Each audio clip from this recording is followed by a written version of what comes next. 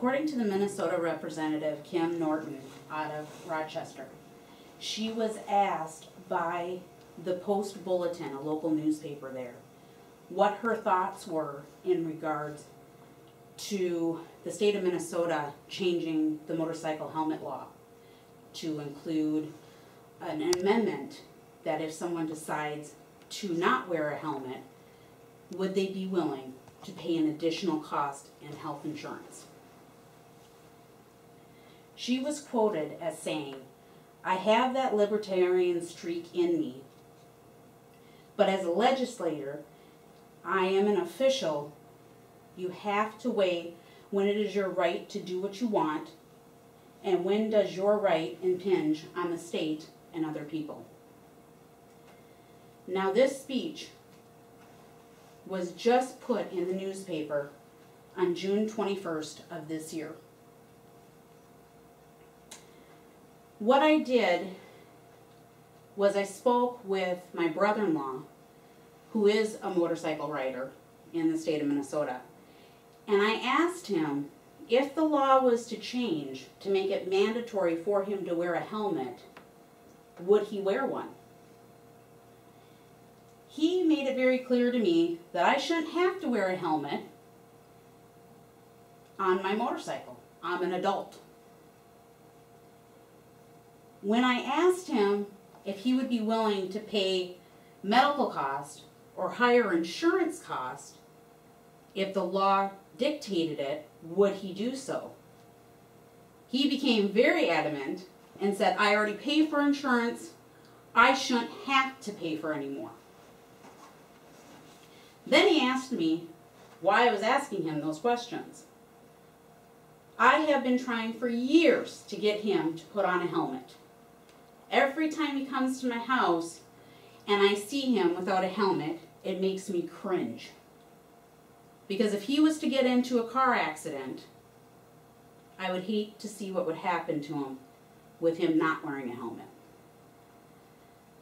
I explained to him that currently there is a bill in the Senate that is asking the law to be changed from 17 and under that have to wear a helmet to anyone 18 and older having the option whether or not to wear a helmet.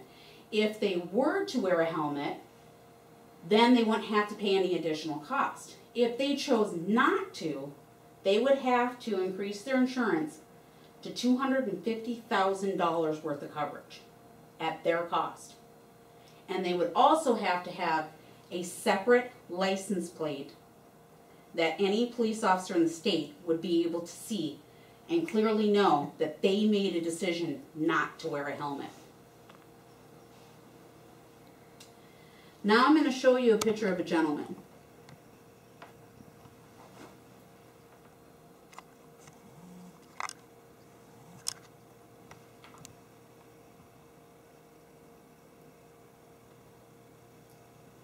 And I apologize for the delay here.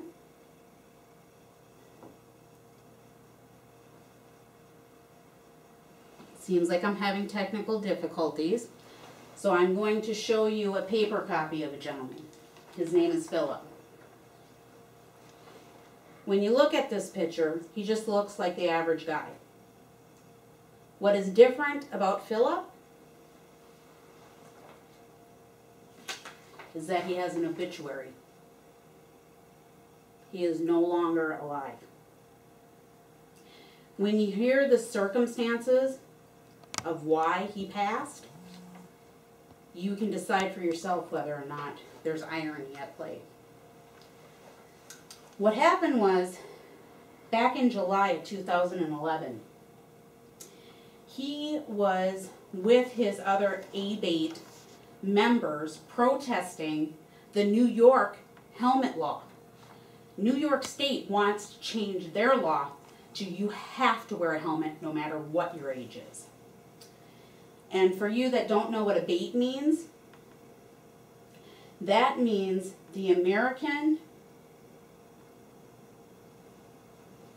Bikers Aimed Towards Education. They are strongly in disagreement with the possibility of everybody having to wear a helmet.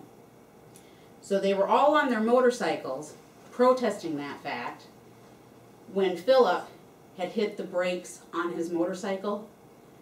His motorcycle fishtailed, went out of control, and he was ejected over his handlebars. When he was ejected, his head hit the pavement. He was not wearing a helmet. When they got him to the hospital, he was pronounced dead. There was nothing they could do to save him. A reporter that was there covering the protest had asked the president of the Abate Club what he felt about the irony of this.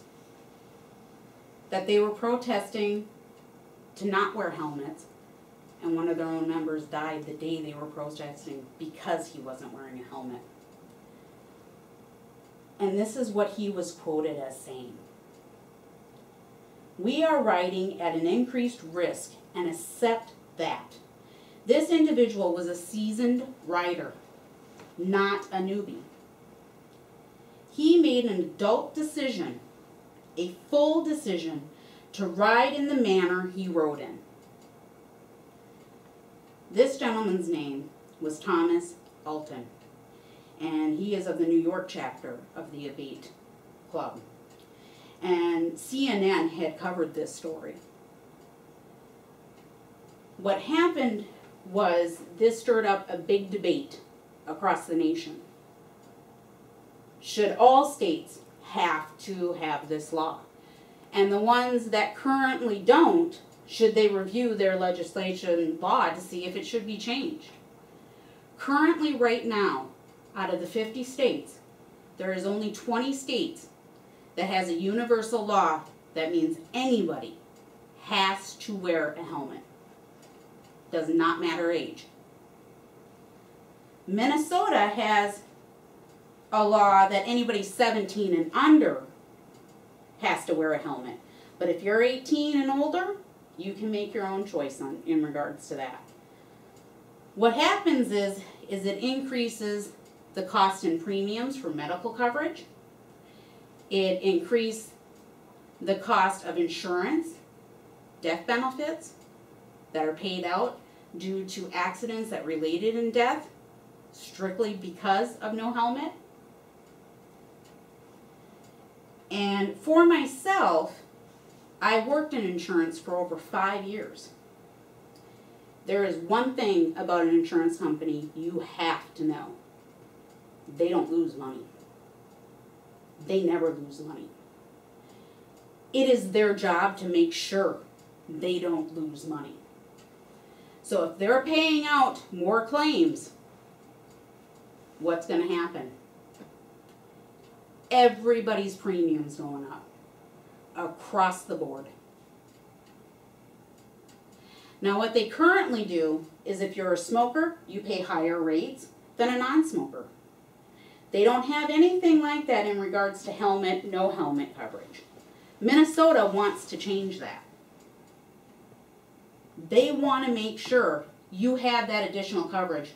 So it's not put on the taxpayers and it's not put on the others that may not be on a motorcycle themselves, choose not to be, and still give them the option whether or not to wear one. They're not saying we're completely revoking your rights. They're just saying if you want to do it, you're going to pay a higher cost to do it. Now I'd like to discuss what you can do, even if this law doesn't change. One thing you can do is think about any of your family or friends that you know of right now that get on a motorcycle and don't put on a helmet. Think about going up to them and saying, you know, they're talking about changing this law. If they do change this law, you can still go without a helmet, but are you willing to pay the difference in health insurance? And how much is it going to cost your family to have an additional $250,000 policy? Now, if they still decide, yeah, I'll do it, I'll pay that extra money, by all means. But if you just give them an inkling that more money is going to come out of their pocket, maybe they'll start putting on the helmet. It's not that hard of a stretch to have someone have to put on a helmet. It wasn't that long ago where you had the choice when you got into a motor vehicle whether or not you wanted to put on a seatbelt. I was one of those that said, I don't need a seatbelt, I'm just fine. I know how to drive my car and I'm not putting one on. Until I was in my first car accident. And realized you fly through a car real quick without a seatbelt. Once it became law, once it became mandatory, that $120 fine was enough to scare me into putting that seatbelt on and making sure it was on every time. When I got into my second car accident and I was saved by the seatbelt, that became law in my head. Seatbelt is not negotiable. I believe that this can work also in regards to helmets. I believe that if people start doing it as a matter of routine, it will not seem like such a loss of their freedoms. Now, I urge you to contact your local representatives and let them know that this bill is a good bill and we want it passed. Your local representatives here in Willmar, Minnesota, Candioi County are Bruce Vogel and Joe Gimsey.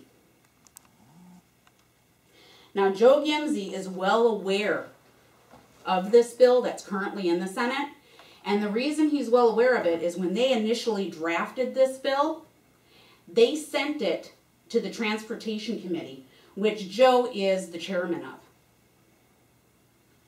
So he's going to know that when you speak with him and say, I have some questions on that new bill you're planning, he'll know exactly what you're talking about.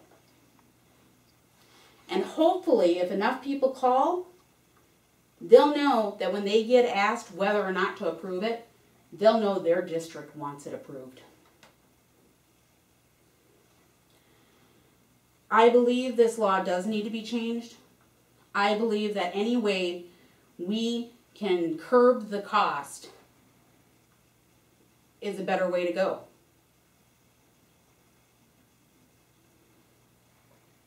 And what I was thinking when I was reading the CNN story on Philip and how Philip died is I was wondering why the reporter never contacted his family. And if they would have contacted his family and asked, was it worth Philip dying for not wearing a helmet? What they would say. Would they shrug their shoulders and say, he died the way he wanted to? He was against helmets. He was never going to put one on. It is what it is. Or would they have said, we would give anything to have him back and beg him to put on a helmet so he could be here with us today?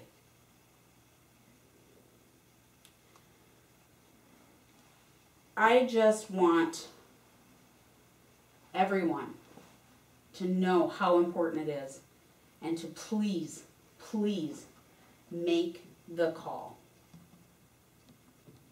Thank you.